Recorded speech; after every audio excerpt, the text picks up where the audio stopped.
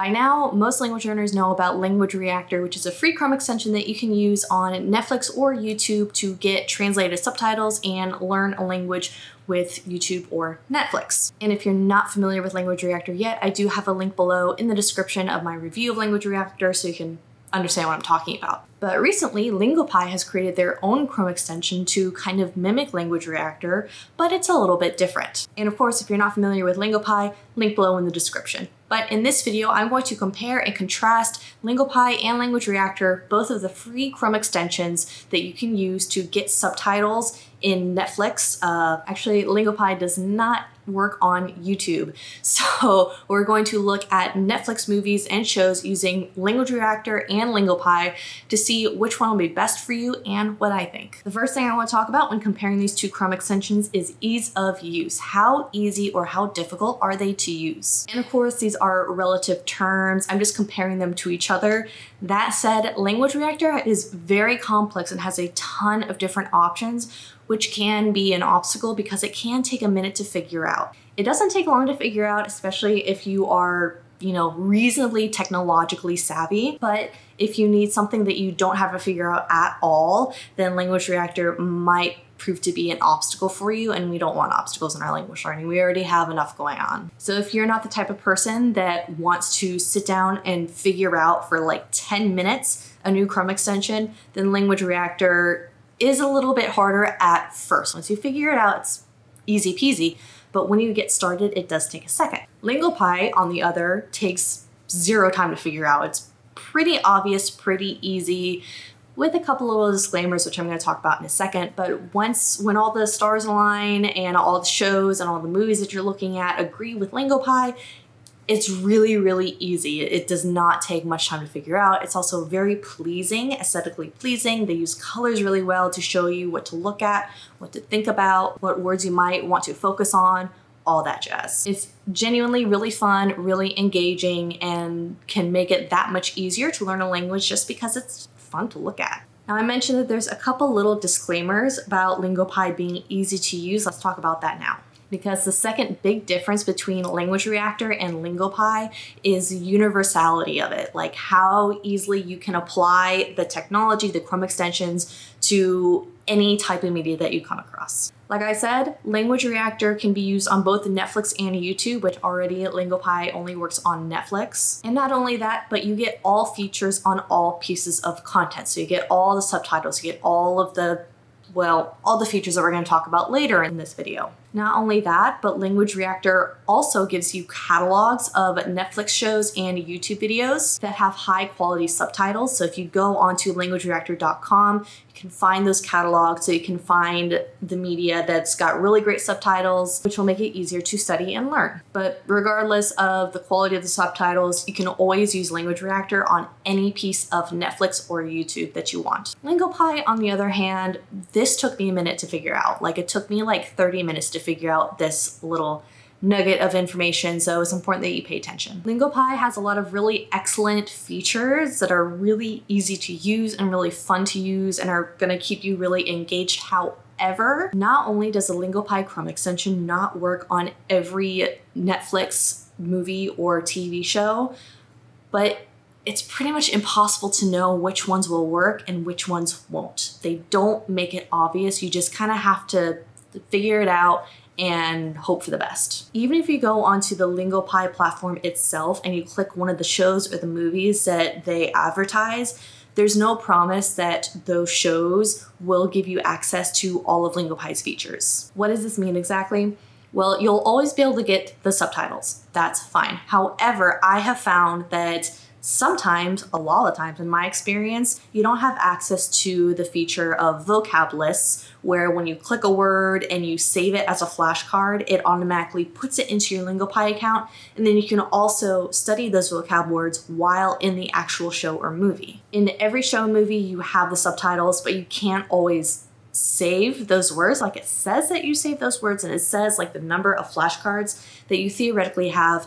But when I've gone into the Lingopie platform and I've tried to use those flashcards, they just don't show up. And I don't know if that's like what that's about. They don't really make it clear, but I do know that if you go into a show or movie and it doesn't have the little vocab list channel there where it shows you the vocab words that you selected and you've clicked, then you're not going to be able to use those flashcards unless you do it yourself manually, which kind of defeats the whole purpose of it. I do have to say, Lingopie has a history of really great ideas, but kind of lackluster execution. But in the past, that has been temporary, and eventually they figure it out, and it's a great platform. You just kind of gotta wait and hope for the best and hope that the next time you try and look at the Lingopie extension, it'll work better. I know that for me personally, it's much more of an obstacle to go through all these TV shows and movies and hope for the best than it is to manually create the flashcards like you do with Language Reactor, which I'll talk about in a second. The next thing to keep in mind about the best foreign language subtitles is the translations and definitions between the different languages. Now, this is a really, really important part of finding vocabulary in media that you're watching, because a lot of the time, the words and phrases that you find don't have exact translations between two languages. And so it's really important that you have a good way to translate between them. So not only is it pretty easy to pick up new words and phrases, but they're precise enough so that you can use them in other contexts. So when you learn a new phrase, watching TV or watching a movie, you can easily apply it in a future conversation because you got a general idea of what that is because the translation is effective. So how do Language Reactor and Lingopie do this part? Starting with Language Reactor comes already connected to like 3 or 4 different dictionaries. You can also apply your own dictionary, whatever dictionary you want, to the Chrome extension, so that when you click a word and it brings up the translations, you have the option of like a ton of different dictionaries. So you can compare and contrast, you can ignore different sources that you may not trust or you may not prefer. It also provides you context with Tatoba. So it takes that word or that phrase and shows it to you in a few different sentences. So again, it's really easy to get the general gist, and it's really easy to generalize it to the entire conversation, the entire language, and not just that one particular sentence, which is really important because you can memorize a sentence all you want. But like I said, a lot of words and phrases don't have exact precise translations across languages.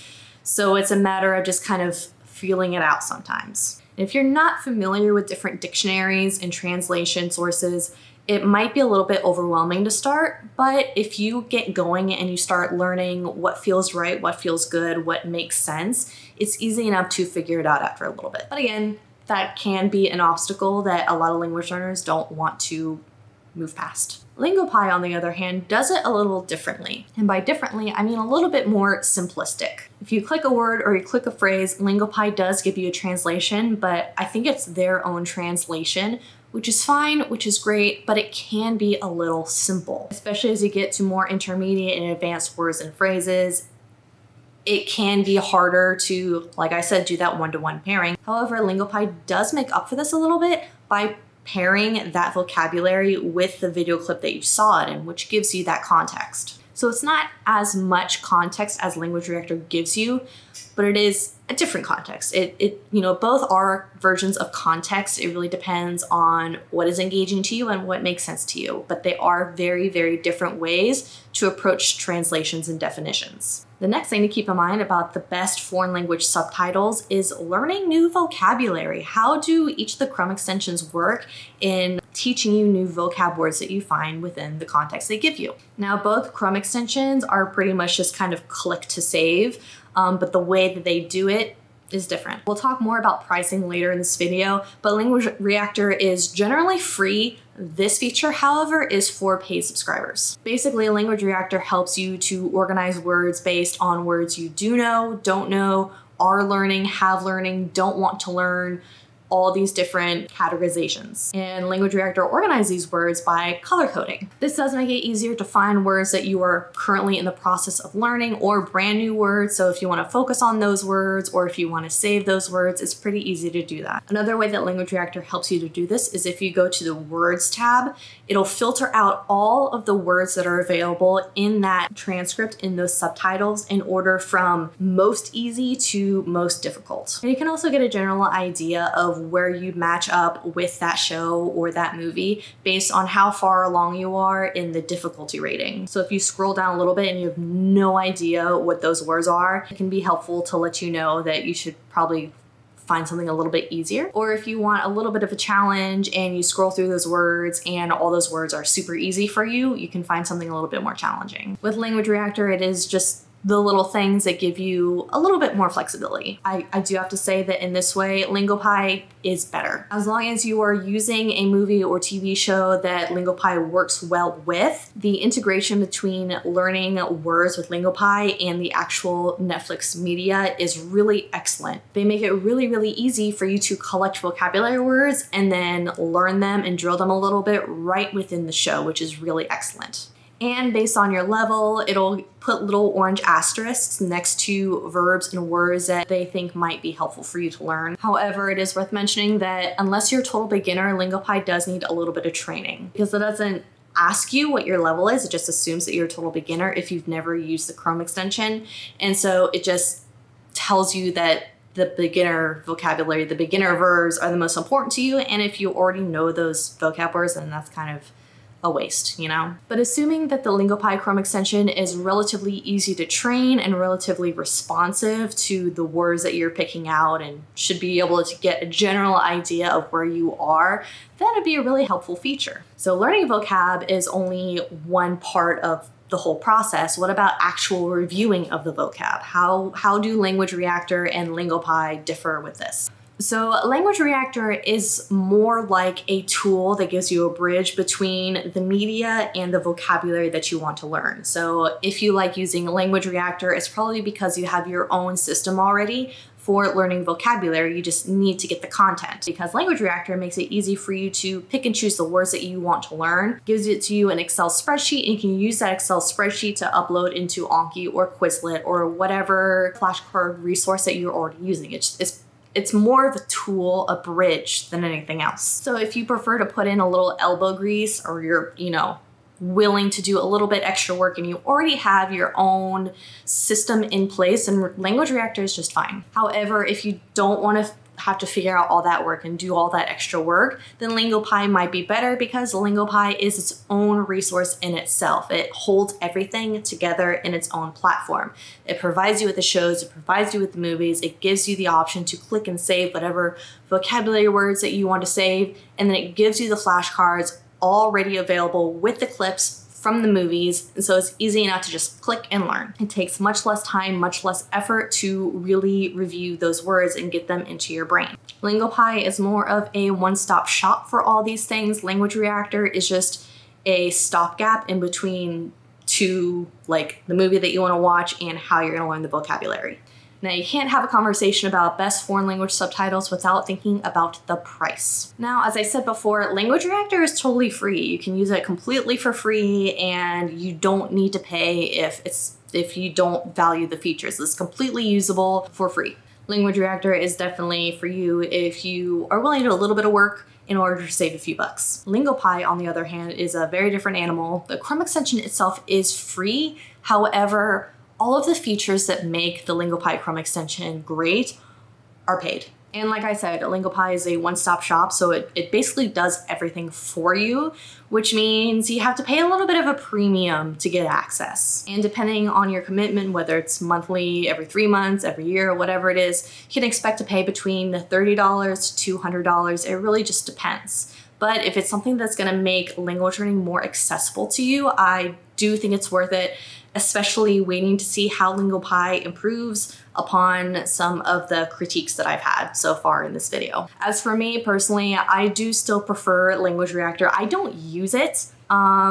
It's just not how I prefer to learn languages at this time, but I am personally willing to put in a little bit more elbow grease as opposed to paying for $30, whatever. Call me cheap, call me resourceful, call me whatever you want. That's just my own personal opinion. So that's all I have to say about the best foreign language subtitles. If you found this video valuable, make sure to subscribe and hit the bell to be notified when I post a new video every Wednesday. And if you want to get the most out of this video, make sure to take the free quiz linked below in the description. It'll give you personalized recommendations for your own language learning based on your answers.